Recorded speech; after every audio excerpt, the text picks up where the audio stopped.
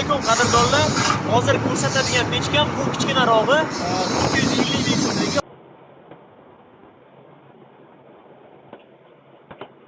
Targ'omdan jumadan kelib ekanmiz. Mana ozgina atrofga qo'yib yuboramiz.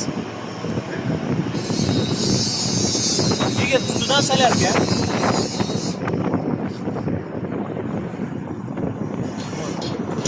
Ana endi olov yoqamiz.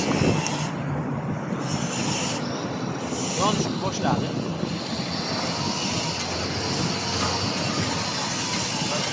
Ko'ryapsizlarmi? Olovni mana birdan tortib ketyapti. Hammasi. Bo'ldi. Ana keyinsiga hozir bachovga biz solganimiz yo'q, tortib ketadi mana. Bu yerda kranik qancha ko'p ochsanglar, o'shancha ko'p yonadi. Uni ichiga 2 litr ketadi. Hozir tashqarida shamol bo'lgani uchun ham mana olov har joyga o'ynayapti.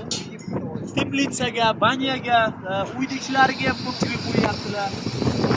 Istaxonalarga bemalol uni qo'yib ishlatsa bo'ladi.